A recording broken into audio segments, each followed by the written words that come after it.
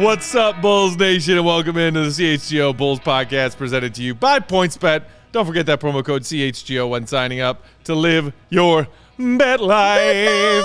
I'm Pack. You can follow me on Twitter at Bulls_Pack. This is my guy, Big Dave. He is at BAW, BAWL Sports. In the Magic Circle, Will, the GOAT Gottlieb, is at Won't Gottlieb on Twitter. If you can't find him, just look at the squiggly arrows. They're pointing right at him. Did you put the meat up? Did the meat pack come up? Did I miss that? We don't need to do that every time. Did he say his name yet? He says his first every time. Every time. How come? And the guy throwing up weird shit on your screen is our producer and our pal Joey, rocking the controls per usual. Will, how are you, sir? I'm good. I am just hung out on the beach for a little bit. I'm having a good time out here, man. He does look happy. I heard. Is it raining really bad? I saw Nick Mariano got stuck in a monsoon today. What's going on? Yeah, it lasted for about 3 minutes. Yeah, but it was crazy downpour here in Chicago. It was the 3 minutes I ran across the street to get a sandwich. Joey got caught in the rain. Oh man. Do you like pina coladas? Tell me you get that reference, Joey. Yeah, I know the song. All right. Just checking. All right, had to check him. Had to check him, man. All right, so more fun stuff on deck today. We are going to continue our offseason evaluations of other Eastern Conference teams. We're talking Embiid, Harden, and the Sixers today. Yeah. But before we get to that, you guys may have seen it, maybe not yet. HoopsHype has just recently been releasing their top 25 rankings at each position for this upcoming NBA season. Yes. We're going to start with point guards. Point guards. And where Lonzo Ball ended up in those rankings and discuss if maybe he should have been higher and discuss a little bit in depth any issues we may have with where these rankings ended up. So, top 25 list, Joel Embiid comes in at number 21, gentlemen. Ahead of Kyle Lowry at 25, Josh Giddey at 24, D'Angelo Russell 23, Russell Westbrook still in the league, still doing Russ things at 22. Now, I want to share with you what HoopsHype had talking about Lonzo in their rankings, which is that injury concerns did factor into Lonzo Ball's place in these rankings. Sure. With the Bulls publicly showing some concern still regarding what's going on with Lonzo. If not for that, Ball would surely rank higher on the list, as the 24-year-old was playing some of the best basketball of his career prior to getting injured last season. So there is that stipulation. Were it fully healthy, no concerns, Lonzo would have been higher than 21 on this list. Even still, gentlemen, how do we react to where Lonzo is placed? I was cool with it, honestly. Strictly for that reasoning right there. When I saw him at 21, I said, okay, well, it has to be because he's injured. And then I saw the people behind him, and I was like, that's fair. I was like, all of that is fair. I was like, Westbrook's not ahead of him? Fine. You know what I mean? It's okay. Marcus Smart was immediately ahead of him. At 20. At 20. And I was like, okay, Defensive Player of the Year, went to the finals, starting guard. Not mad at any of that. It didn't upset me. And I just knew, looking at it, it was like, okay, well, yeah, it's because of injury. Because if you look at the numbers, Joey, do you have those numbers I sent you for Lonzo Ball? I sent Joey some numbers there for Lonzo. This is courtesy of NBA University. I brought this here for Will because Will's a numbers guy. Just looking at Lonzo Ball's splits right there, his perimeter shooting splits, and wearing the percentile and the grade he was given for those, it's just damn impressive when I looked at that. The one that for me that always stands out is the 3-point shooting in the 93rd percentile. Right. Getting fat A on that, strictly because we remember where he was when he first started. And as Matt likes to point out, how trash his shot looked when he first got in the league. But that 3-point attempt rate was also amazing to me. And the 3-point shot making and the 3-point shot creation I also enjoyed. And that perimeter shooting that he put in as well. So high marks across the board pretty much for Lonzo, showing his value as a shooter. As a point guard, we already know his value. We know what he brings to the floor. And as he does, and Will, you know my favorite word, Will. You know my favorite word, sir. What do I always tell you? What I look for and what do I love, Will? You love so many things. How am I supposed to get this? When it comes to point guards, Will. I knew this one. Come on, throw it to me. Point guardsmanship, Will. Point guardsmanship, sir. Yes, sir. I love some point guardsmanship. And Lonzo Ball has that in spades in that point guardsmanship.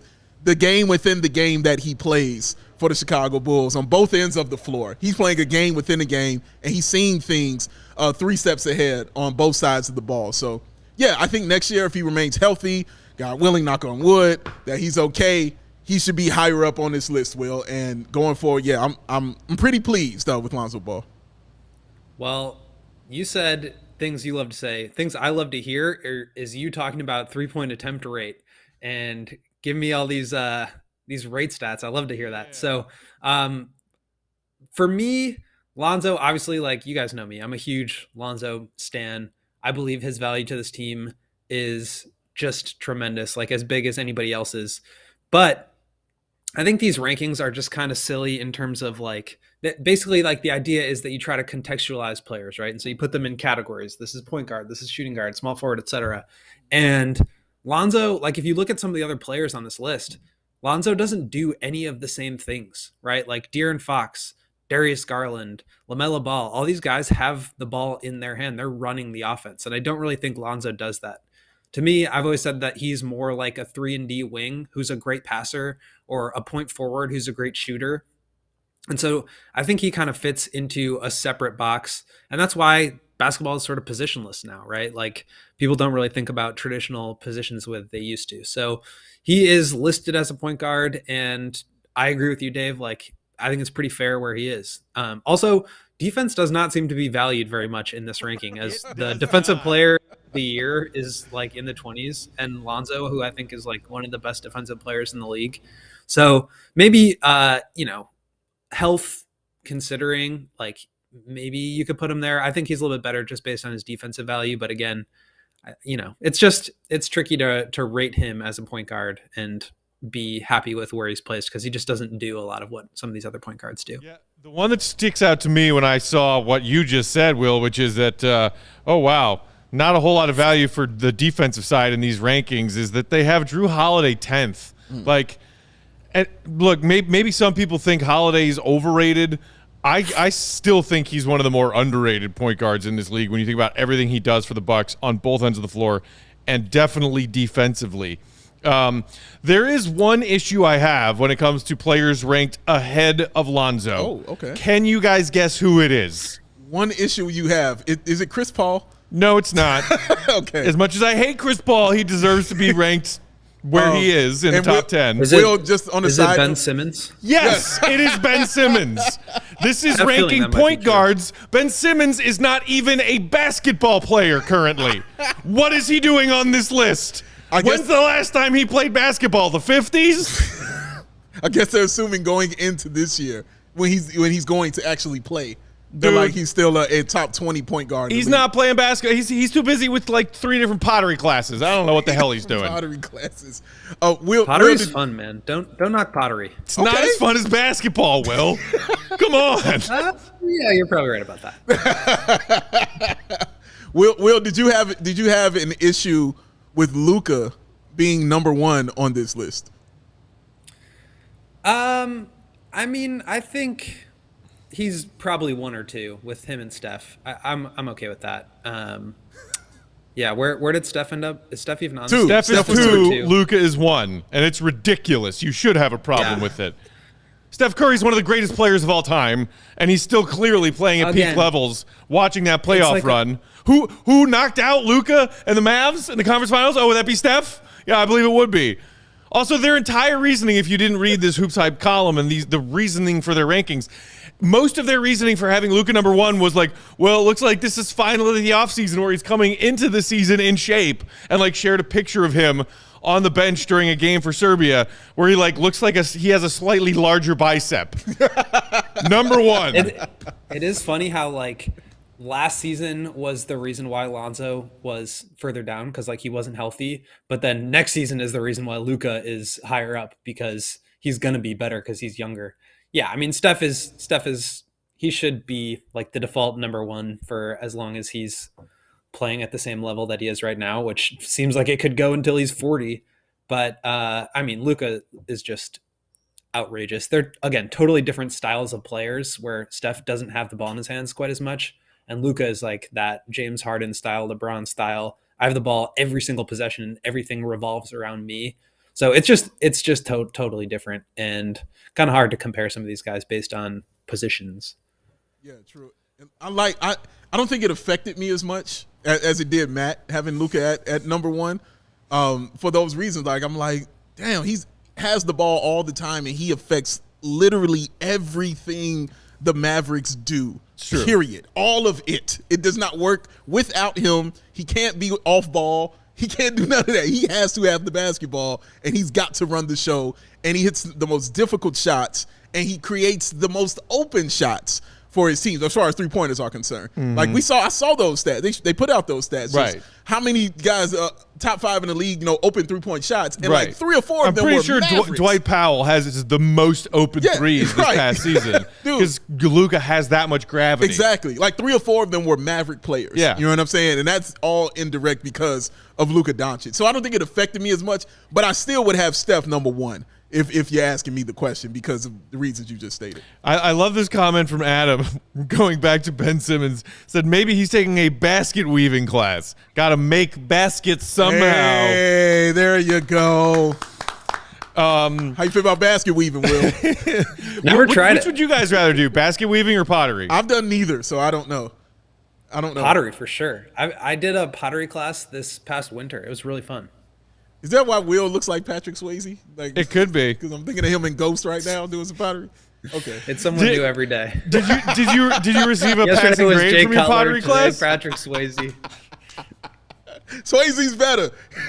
You got to take Swayze. Or baby. at least we're trending upwards. Yes, sir. We're growing. We're growing. I think I would rather do basket weaving. Then pottery? Yeah. Why is that? Because, I feel like it would be cool to weave shit in and out. And also, like, pottery, your hands are just gooey. Yeah. You're just covered in clay. Well, Will can expound. Will, what's some fun about pottery? Well, for one, I am definitely a very neat and clean person. And so pottery kind of freaked me out in that way because you're right. But if you just lean into it and you're just going to be messy and have clay all over you for 2 hours and you're just going to accept it and be okay with it, it's really fun. I've never tried basket weaving, so I guess I need to compare it. But I really enjoyed pottery. I thought it was a lot of fun. The spinning table weirds me out. Freaks me out. What if it gets out of control, cool. That has happened. Goes on a tear, breaks everything in its path. I don't like it. I don't trust a spinning table. I think it's because Matt can't have one hand free to drink a beer while he's doing pottery. I think that may be the reason. I don't know if you could basket weave one-handed either. Right. No, but I'm saying, yeah, right. You feel me, Will? He can do that, you know what I mean, like that, and then stop and pick it up. But he can't stop, and grab a beer during pottery because his hands are covered in clay. He can have a steak in one hand, taking bites out of it, and weaving. Okay, going back to Lonzo for a minute before we move on and talk about the Sixers. The other thing that they pointed out in this HoopHype rankings is just how much Lonzo did bring to the Bulls defensively. Yeah. In case y'all forgot, this quick reminder about what Lonzo meant to the Bulls last season. The Bulls with Lonzo in the lineup for the first half or so of the season had the ninth best net rating of plus 2.7 in the NBA and the 17th defensive rating at 109.4 and a record of 27-13.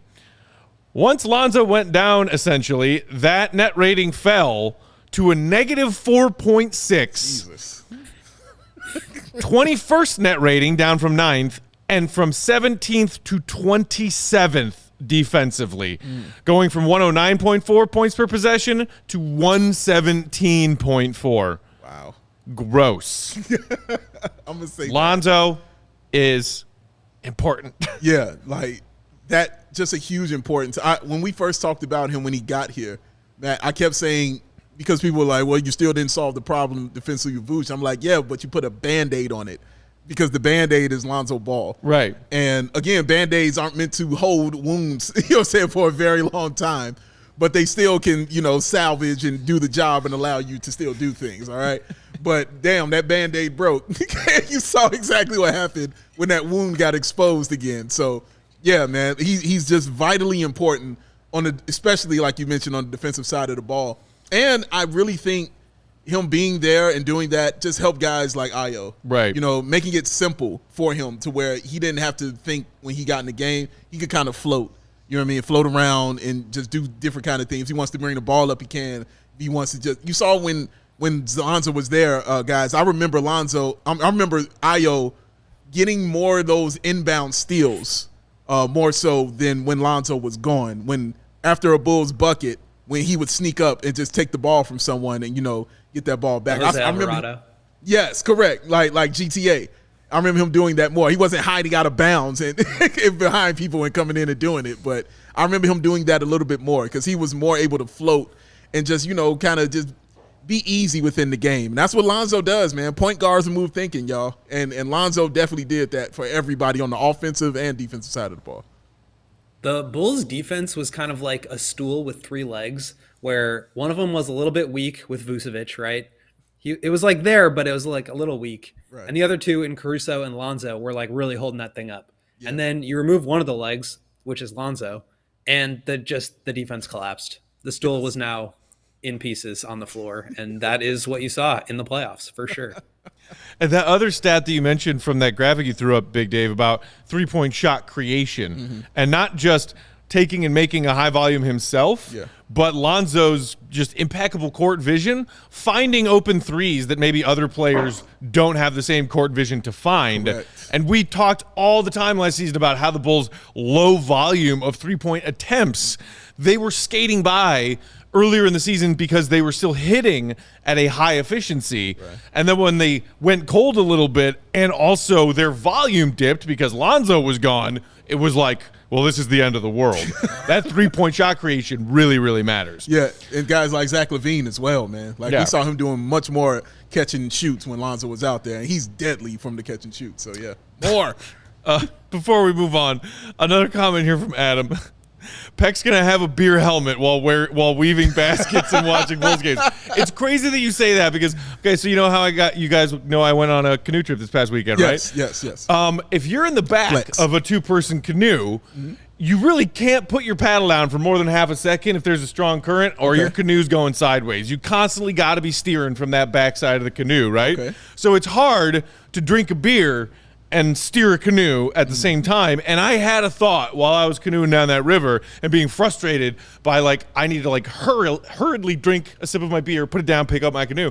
I was like, I've never in my life had a need for a beer helmet until right now. I was like, I could absolutely make use of a beer helmet right now so I could have both of my hands free to hold this paddle and keep our canoe heading straight. I have questions. What? Wait a minute. So you just talked about the difficulty it is to, be in the back of a canoe and steer because basically your life, it depends on it. And all you can think about is getting something to get you drunker while you're steering something that your life depends on. Why? Okay. Let's not say life dependent. Thank you. Have you ever been in a canoe? You're in a canoe and you're steering from the back. He's in a canoe. He's not in You're hurling down a river. It's not the Wolf of Wall Street scene where they're like, it's a little chop. It's, I'm not out to sea. I'm not even in a river that has rapids in it. The Wisconsin River is pretty mellow. This time. We don't know. Things are changing, Matt. Also, there are life jackets in the canoe, 1 per person. And I hope you had on 2. No, I didn't even wear it. It was just didn't even wear it? Sitting on my feet. Can I be upset about that, Joey, him not wearing a life jacket? Yes. All right. It's not comfortable. It's your life. The moral of the story is we still need to get Matt a beer helmet. Thank you. That's the moral of the story, is that I finally found a purpose for a beer helmet because of all of the dumb things.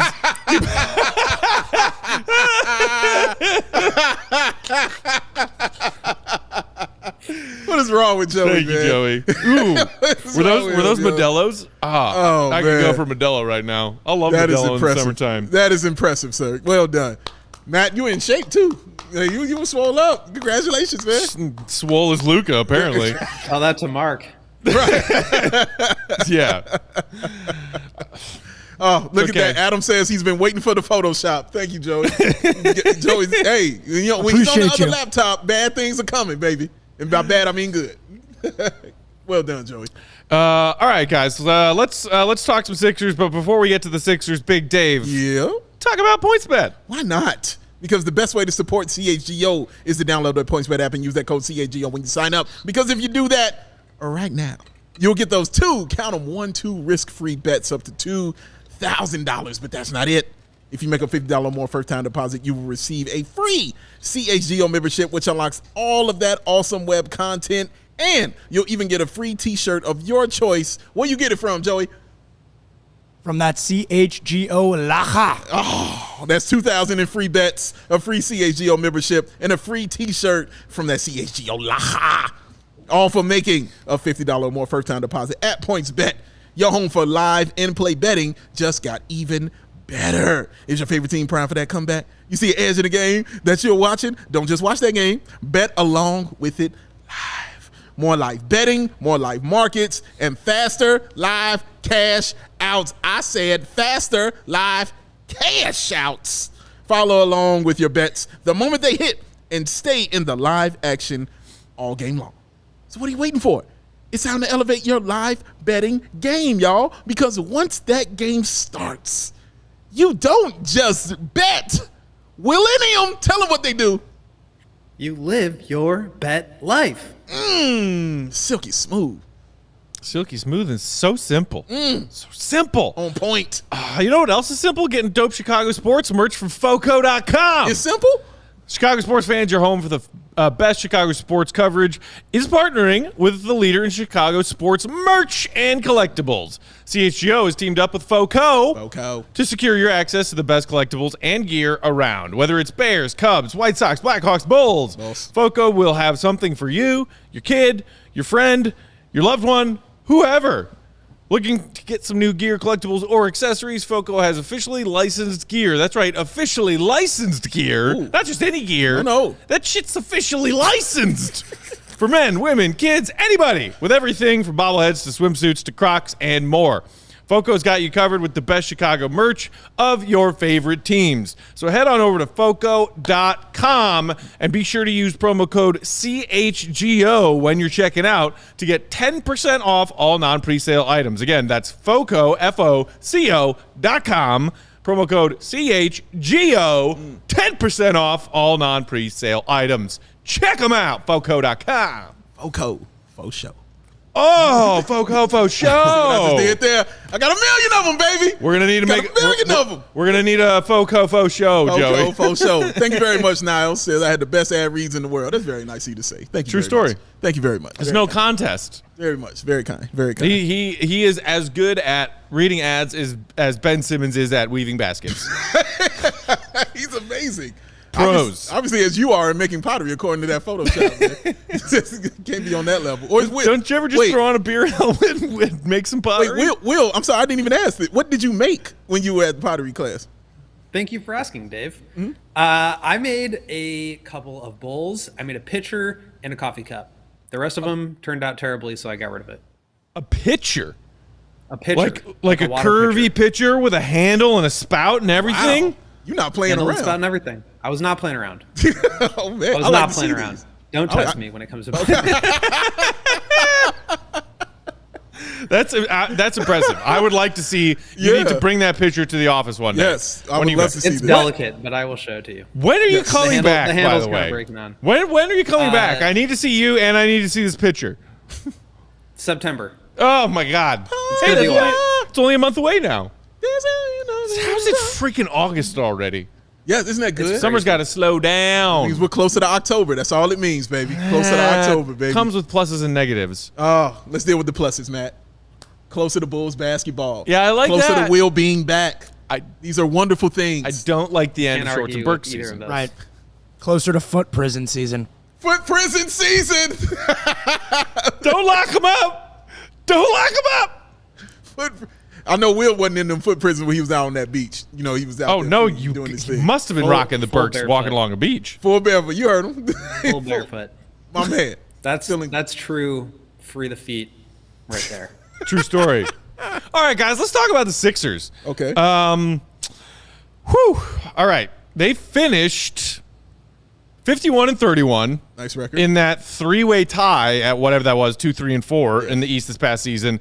Via tiebreakers, they ended up as the 4th seed, lost to the Miami Heat in the Eastern Conference semis. Let's start with their draft situation. They had the 23rd pick coming into the 2022 NBA draft and traded it on draft night, if y'all forgot, for DeAnthony Melton. A lot of people praised the Sixers for this draft night trade. Getting Melton from the Grizzlies in exchange for that 23rd pick, the Grizzlies used that pick to select Colorado State's David Roddy. Danny Green, also included in that trade, longtime vet, has played solid role player kind of roles on a lot of different deep playoff teams, championship teams, but tore not only his ACL but also his LCL in these 22 playoffs. So shedding Danny Green's, I believe, $10 million contract for this coming season and the fact that he's expected to miss most, if not all, of this season seems like a home run trade for Philly because Melton is a dude who can come in and contribute right away. You got a better Danny Green. Yeah. That's what you did. Better and younger. Better, younger, faster, stronger, and cheaper. Like, that's exactly what you did in Melton. Melton is awesome. He's very good. All right, he is a very, very good on both sides of the floor. He's very good. And he turned himself into a good three-point shooter in those last 2 seasons. I believe he was shooting 40% in the previous season, shooting about, 35, 36 in the season. He's averaged out to 39% over the last 2 seasons. That's just amazing stuff right there. Like, he has been really shooting that ball, man. He turned himself into that, so shout out to him for that. Look at all his stats. Like, everything went up every single year, including his points. Like, everything got better for Melton every single year. This is a great move by Philly. I like how they basically said, screw the draft. We're trying to win now. We want tangible things. And that's when you're trying to win a championship. You focus more on tangible things than you do on hope. And getting a guy like Melton is tangible. You see it, you can touch it, you can feel it, just like Athletic Greens. But, yeah, man, it's a great move by Philly, Will, and I think they're going to benefit greatly from it. Yeah, it's a great move. And I think one of the biggest things that they struggled with this past year was just a lack of youth and athleticism. They were really slow. Danny Green was a part of that. Obviously, great player, NBA champion ×3, but he is a little bit older and slower. And Tobias Harris is not the most athletic.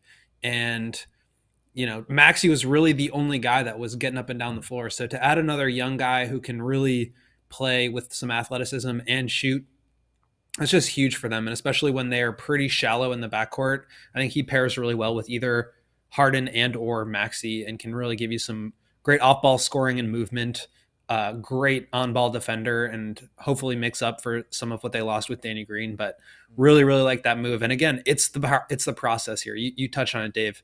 It's going after guys that are going to help you immediately because you have a big hole on the wing, and to get somebody who is both young, athletic, and can shoot, and then help you out longer term. I really like the way that they operated when somebody who they took at 24 was really not going to be, ready to contribute at a high level when they're trying to make the finals. Yeah, Charlie in the comments said, I never understood the trade from Memphis' point of view. I kind of agree. I mean, unless they were just really that much in love with that David Roddy guy, maybe they were worried about the next contract for Melton, which was not too far down the road. Got to pay Ja. He's at $8.25 million this season, 23-24. He's at $8 million. He's on a de-escalating contract. There's only $1.5 million guaranteed of that last year. So, I mean, I don't even his contract necessarily shouldn't have been scary from Memphis's point of view. Yeah.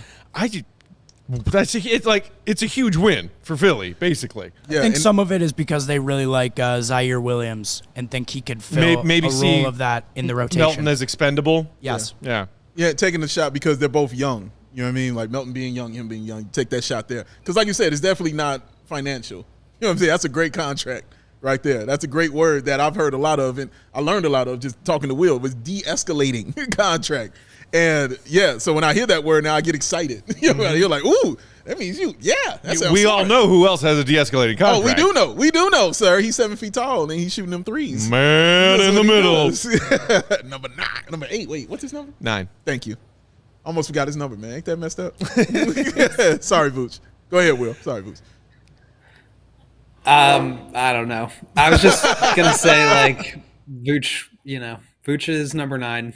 He's de-escalating. You're right about that. But back to Melton, I really applaud the process there. And it's the same thing with PJ Tucker. Like, they identified a window They identified weaknesses, and they just went out and got it. So I think the Grizzlies are basically just in this moment when they need to figure out who's really a part of their future. And eventually they just decided Melton wasn't going to be part of that core group, whether it's because they really like Dylan Brooks or Desmond Bane had that breakout year. They're also just like a tremendous player development program. So maybe they feel like they could get some more out of LaRavia and David Roddy. So we'll see. But again, I think I really like what the Sixers added with Melton, and I think he gives them a ton of versatility that they were really lacking last year.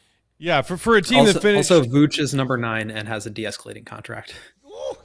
For a team that finished in the top 4 of their conference and came into the draft with just a pick in the 20s, walking away from draft night with DeAnthony Melton, home run. Yeah, absolute home run. The other thing to mention there is that they had traded their pick to the Nets in the Ben Simmons, James Harden deal. Right. And so the Nets had the opportunity to defer the pick to next year, which they did. So they're kind of playing with house money here, and they got a really good player that will actually probably help them this year to the point where their pick next year is worse than it may have seemed. So I think that really helped them out too. An interesting choice by Brooklyn, maybe thinking that somehow Philly would get worse and therefore that pick would be more valuable this next 23 draft. The Nets are wild, bro. Yeah, well, I guess that's true. They are unpredictable.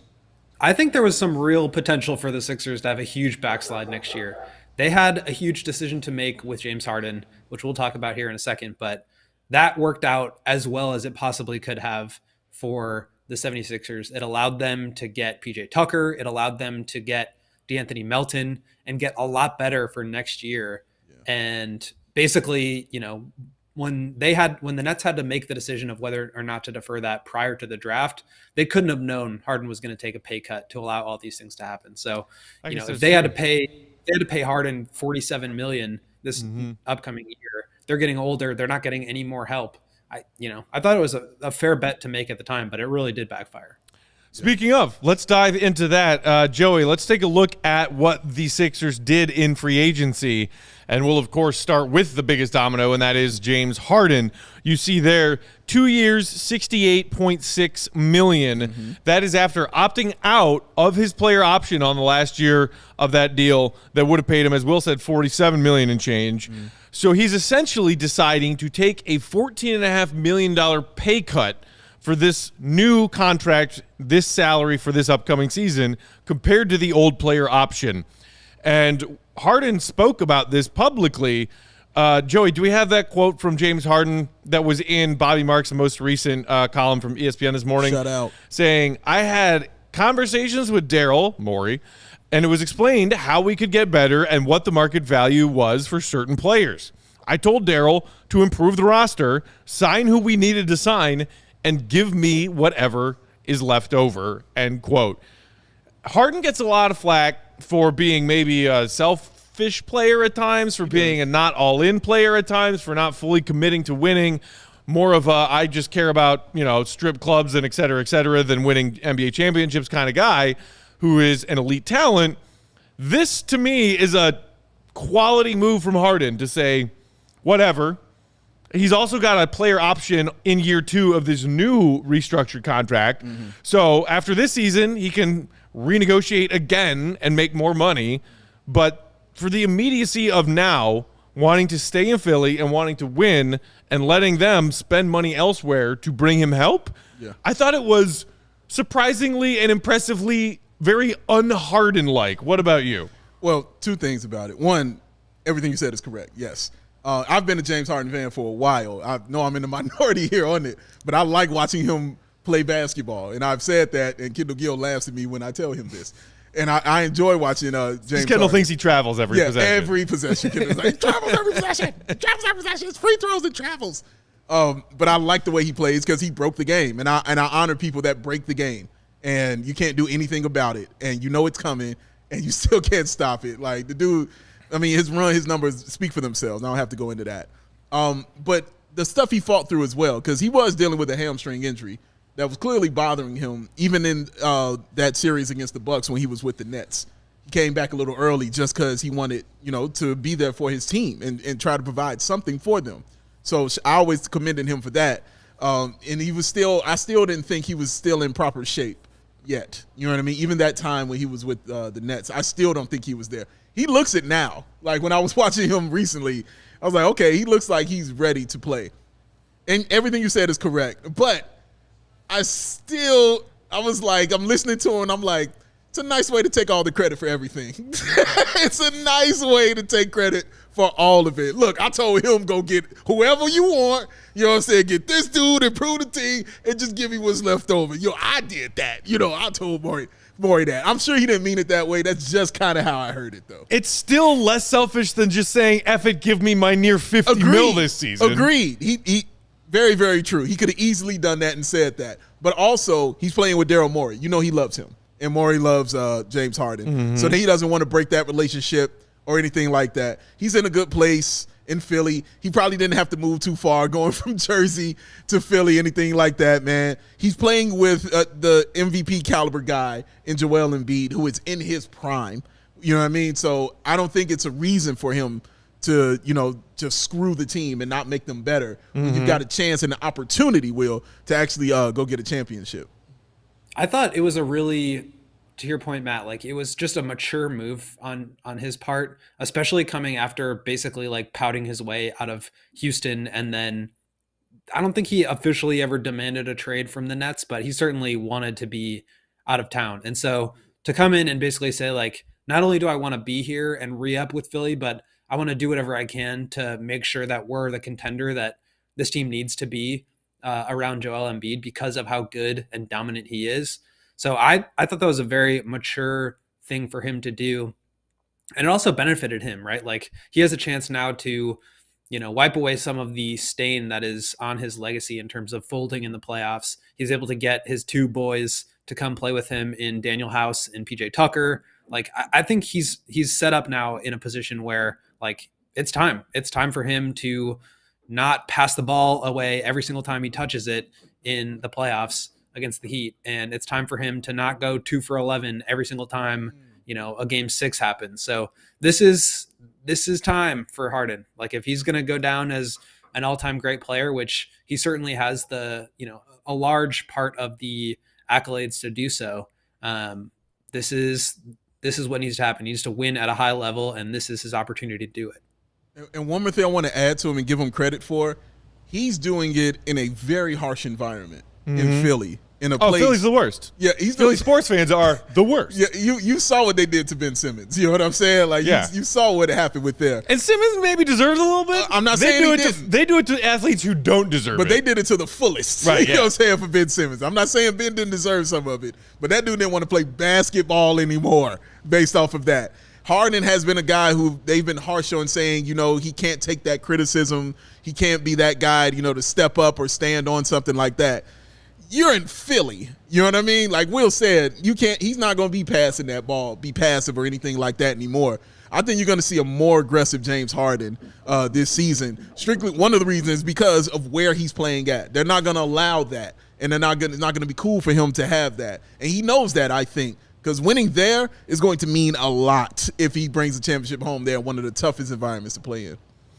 Yeah, so I thought I read something recently about how the Sixers haven't made it the Kings have made it to the conference finals more recently than the Sixers. Is that true? The Kings? The Kongs? The Kings.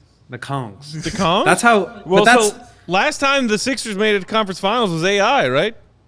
Yeah. So that's be true then. 2001. That's true. So and it's true. The Sixers have been just like not as, and they've had good teams. But they have Joel Embiid, who is truly an MVP caliber player, arguably could have been this year. Yeah. And like he doesn't stay healthy. So for you to get a full season out of him last year and come that close, like you need to do this and you need to do it now. So this is not only time for Harden, but it's like this is the Sixers window. And we talk about that a lot with the Bulls as far as like how long is the window going to be open with DeMar and Vooch at the ages that they are. Same is true for Philly, and they absolutely maximized their opportunity this summer. Yeah, they've had some pretty epically tragic playoff losses too, including the Kawhi quadruple bounce. Yes. I mean, my God, that's a tough playoff loss. Shout out to Jake in the super chats saying, I decided to donate $5 for the number of 3-pointers Ben Simmons has made in his career. Is that true? Has Ben Simmons made 5 career 3-pointers? Honestly, I'd be surprised if it was that many. I think it would be 1. I think it's I think it's more than 1. It's but 1? Wow. He's saying he said $5 per 3-pointer, and it's a $5 super chat. For the number of 3-pointers he has made. Oh, Jake said it didn't let me. I tried. Jake also brought up something else interesting in the comments, saying, because people in the comments have been debating about just how good Harden can still be. Is he still elite superstar Harden, or is he starting to fall off? And maybe whether it was Houston or Brooklyn, seeing his performances sag a little bit. Jake said the Sixers don't need the old Harden to win it all. Tyrese Maxey will take the third-year leap along with improved depth. He has to be efficient, but his playmaking for others is more important than scoring. And look, Harden still, I believe, flirted with like a 20-point triple-double in the playoffs for Philly. So he can still bring a lot, but it is this depth that we're talking about, which could make Philly a much more dangerous team and a team that finally gets past that conference semi-round that they haven't been able to get past ever. Will, you mentioned some of his old pals from Houston, PJ Tucker and Daniel House. Joe, you want to throw that free agent list graphic up again? Tucker got signed on 3 years, $33.2 million. That was a little above the Bulls' price range. If the Bulls were, as reported, maybe interested in Tucker.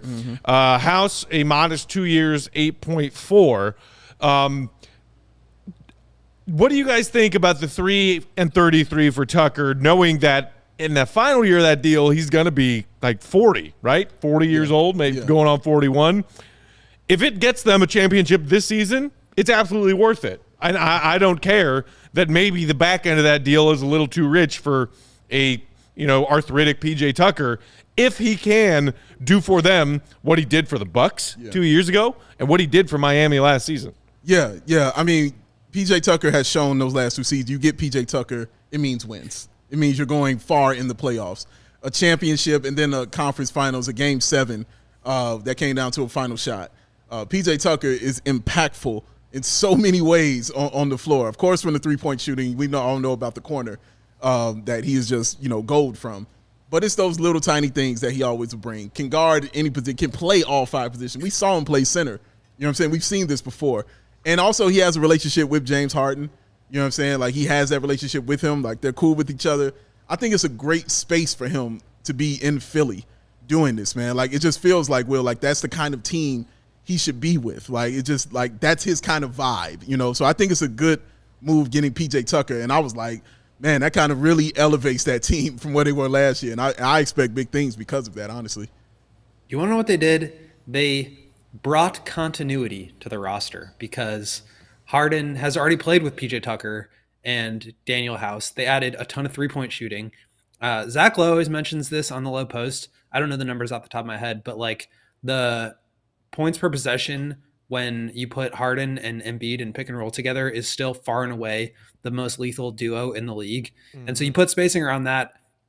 You put super dynamic scoring in Tyrese Maxey around that, and 3-and-D players like DeAnthony Melton, PJ Tucker, and Tobias Harris around that. Like that's a really, really dangerous team. And that's kind of what the Rockets always wanted to be during their sort of peak years with Chris Paul and Harden, where they had Capella just rim rolling and catching lobs. Like they never had that true post threat. And now they have the best post-scoring player in the league and an incredible playmaker and facilitator in his own right. That duo is just going to be incredibly deadly. And so you absolutely have to just optimize them as much as possible. I think PJ Tucker does that. And I totally agree with you, Matt. Like if they win, no matter how bad the last year or two of that contract look, it doesn't matter. And they're absolutely good enough now to win the championship, I think. You mentioned Tobias Harris just now, Will. He is still, that's right, still on that insane Tobias Harris contract. What a contract. This coming season will be season 4 of 5. Wow. It was a 5-year 180, which at the time for Tobias Harris sounded ridiculous. Yeah. And now we're getting to these contracts where star players are, eclipsing the $200 million mark and then some. Right. So he's making 37.6 this season. Okay. 39.2 in the final one. Okay. And hey, overpaid, yeah, but still a very valuable piece to that Sixers team as you speak about continuity, Will. And they have other pieces coming back in addition to the additions of House and Tucker. Somebody in the comments was talking about Tyrese Maxey earlier. He, I believe, was ranked higher than not only Lonzo Ball, but lots of people in that HoopsHype ranking. He could be due for a breakout season. Yeah. He already was a huge piece of that Sixers team last year. You still got Matisse Thybulle, hell of a defender. You got our guy, frickin' Korkmaz. Speaking of three-point shooting, you got Shake Milton, you got Georges Niang. Like, there is depth and then more depth on this Sixers team. Yeah, they're just set up to win. Honestly, they're set up to win. And shout out Doc Rivers, too. I know Doc takes a lot of criticism for being a coach, but that dude's a damn good coach, all right? His record backs it up. Got a ring with it, too. Is he now? You get a ring, you're a good coach. That's one of my things. Like, he won. Like, what you want me to say? He won. But yeah, man, like they're everything about them is just like we're set up to win, and we're set up to win right now. So yeah, it's going to be interesting going in because they're accepting all the weight that's being put on them, and they're recognizing it, and they can't wait to get started. And yeah, it's going to be interesting to see, man. And hopefully, when they play these Bulls, we might actually get a win against the Philly team one time? Because even with their struggles through all these playoffs, they still been beating the Bulls, man. Embiid still has not lost to the Chicago Bulls, man. So yeah, it's tough. Also, just real quick, they also signed Trevelyan Quinn, who was the G League MVP last year. He can put up some numbers. He's got good size. He's 6'6", but averaged 22 a game on 46% shooting last year in the G League. Did not look great in Summer League, but I think he's a player, so that's another guy that they can add to their depth. And, you know, we talk about it a lot for the Bulls too. It's like you need to be able to win now, but also develop younger guys that can hopefully contribute, and that could be Queen. $8 million for Daniel House surprised me a little. I know he's a solid 3-and-D player, but God, who are they bidding against? Like, it's a great role for him. Just be James Harden's buddy, you know, and you'll get a contract. I just think of the bubble every time I think of Daniel House, though. He was good for those Rockets teams. Like, he was a good 3-and-D guy. He's like the perfect guy to play alongside Harden in that role, but. Getting kicked out the bubble. with the whole on the first day. Yeah, first right. He's out of there. Like, I can't do it. I gotta be free. Okay, so before we move to our grades for the Sixers offseason and where we project them to finish in the tiers of the East next season, Big Dave, hit us with the Owen, would you please? Oh, all across the face with the Owen, that 100% plant-based protein shake that gives you nutrition that works as hard as Joey, as Will, as Matt does, y'all. It's free of artificial ingredients. It's allergen-friendly. It's no gluten or dairy, and it is easily digestible, so it is good to your stomach. And you know who else is down with this? That man, Matt, who they call QB1.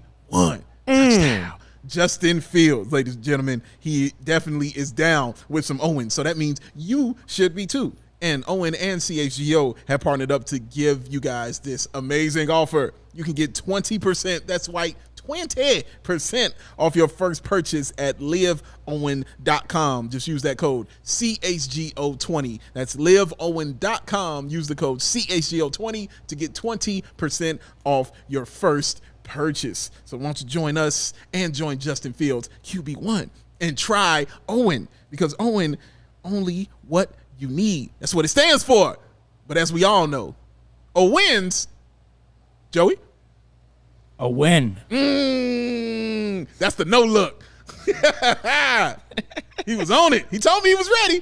He told me he was on it. He's been on it. No look like Lonzo. He's Daniel House to your James Harden. No! All right, y'all. Let's take a look at our grades for the Sixers and our projections for where they will finish in the East this upcoming season. I gave them an A-, and the only reason I put a minus on it is because I couldn't stand to give a different team in the East that wasn't the Bulls a full-blown A. I don't like it. Couldn't do it. But this was a very, very strong offseason for the Sixers, in my opinion. in every which way. The Melton acquisition on draft night, getting Harden to take that pay cut so that they could add in complementary pieces like House, like PJ Tucker, and retaining all of their other core pieces. That's a win of an offseason. Big Dave, I see you have a B. Yeah, I thought a B was good. I was like, it's good. I like what they did. I thought what they did was great. They got better. They improved. They're like, we're really going for a championship. Like all the things you mentioned, getting guys like PJ Tucker, Daniel House, making the trade for Melton. I loved all of it, of what they did. I think I probably gave them a B strictly because of the non-name that wasn't there. Like, wasn't a huge name. And I think that's the only reason. They didn't add Kevin Durant to the something Sixers. Like that. Yeah. You know what I'm saying? I think that's the only reason. You know what I mean? That might be the only reason. So, yeah, you want to toss somebody up there, you can. But I don't have a problem with it. But, yeah, they're excellent, incredible offseason for that team. Yeah, I think I'm somewhere in the middle. Probably actually closer to what Matt had, but the rest of the league's sort of offseason doesn't really affect for me that much. But I really like what they did. I don't think they, to your point, Dave, like added anybody that's going to immediately put them over the top. And I think I kind of reserve the A+ for that. But as I said before, really like Melton. I think he's always been underrated and underappreciated in Memphis, and now has an opportunity to step into a bigger role with Philly.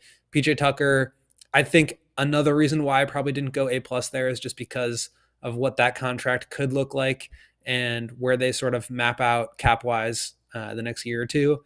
But the last thing I think that I struggle with for them and just grading them is like, it seemed kind of like a lot of the stuff happened to them in a way that was very lucky.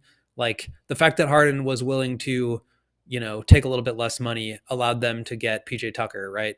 And that, I mean, maybe like Morey just convinced him, but it seemed like that was just kind of like Harden being nice. And same thing with the draft pick. Like they got kind of lucky that they were able to use that draft pick to trade for Melton because the Nets deferred until next year. So some of it just kind of happened to them, which I don't know if you could like really discredit them for that, but I don't think it was like necessarily a perfect offseason, but very, very good. Very good. Very good, which is why we all have them in that top 3 tier, correct? Yeah, definitely. So we all agreed that after evaluating what Boston did this offseason, what Milwaukee did this offseason, and now what Philly has done this offseason, we all have those 3 teams as finishing somewhere in whatever order between the 3 of them as the top 3 teams in the East next season. Yeah. I feel like that's what it is. And it was like that coming into this season. I thought, as far as projections and what teams would be. So, yeah, going into this season that's coming up, the top 3, man. And I think I like what Will said there at the end, because that A is reserved for, it's not like they're shoe-ins, you know what I'm saying, for that kind of champ. It's the fact they're going for it. And I think that is key terminology right there that he's using. Going for the championship. Right. Not shoe-ins for it, but they're definitely going all in and have the pieces to go all in for it. Yeah, and I think they're right there. I mean, we talked about this with the Heat, but like they removed a great, important role player from Miami and added him to their team, knowing what he's going to look like next to Harden. And so I think for me, that's what puts them into the top 3. I may regret this because Miami just always wins and does it at a super high level, and maybe they end up in the top 4. Like injuries to any of these teams could completely change that. But I think for them to get as good as they did, and I think they're now on the same level as probably, maybe not the same level as the Bucks and the Celtics, but half step below. I think they're now a half step above the Heat as well. So that's where I kind of peg them out at the moment. A lot could change, obviously, with Kevin Durant, Donovan Mitchell, etc. But yeah, I really like what they did, and I think they're just really well set up now to compete at the highest level. Yeah, Niles in the comments asked, are they better than Boston now, though? It sounds like, Will, you say still not quite on that level of the Celtics. Big Dave, what about you? Yeah, they're not right there on that Celtics level yet. You know what I mean? Like, if they lost in a Game 7, or if it was a Game 7 against them in Boston, I'd be picking Boston, strictly off of the talent and the experience that they've had right there. But yeah, they're good enough. You know what I mean? Like, they're good enough. If the East wasn't so deep as it's been, or so top-heavy as it's been, like it was a few years ago like that, yeah, you'd be like, this team right here, Philly, they're the ones, they're going in, they're going to do it. But Unfortunately, the Bulls in this, and the Heat are in this, and the Bucks are in this, and Boston's in this, and the Hawks, who I'm sure we'll talk about, are in this, man. So it's a lot of teams that got to contend with. So we've now done the top 4 teams who finished top 4 this past season, evaluating what they've done in the offseason. We've done Philly, Boston, Milwaukee, Miami. Now, starting next week, we'll continue doing these, but we're going to get into the really interesting nitty-gritty part of the East, which is where are the Bulls between what did Atlanta do this offseason, DeJounte Murray? Where are the Cavs? Are they ready with that young core to take a step forward? Yeah. What's going to go on with Brooklyn? I mean, the middle of the East is going to be a freaking circus. Yes. So it'll be really fun to continue doing these as we get into that tier of the East, because it seems like consensus is the top of the East is the top of the East. It's where do the Bulls stack up against these other teams, and what do they do this offseason? Correct, and that's going to be fun to break down, man. So you all stay tuned for that, because there's more fun on the way. More fun on the way. Speaking of which, live in studio one more time this week. Tomorrow, 3 p.m. usual time, we're going to talk about HoopsHype's shooting guard rankings, which are also out, and where Zach LaVine ended up on that list. Hint, it's higher than where Lonzo is on the point guard list. Safe bet. By a bit. Safe bet. And then after that, we're going to do some fun AMA stuff. Anything that's on your mind, hit us up in our CHGO Bulls Discord. Hit us up. We tweeted about it. You can hit us up on Twitter, CHGO_Bulls, or just come back and join us in the live YouTube chat and throw us any questions in the live YouTube chat. Speaking of which, Hayes, I see you. Appreciate you. Much love to you, buddy. Shout out.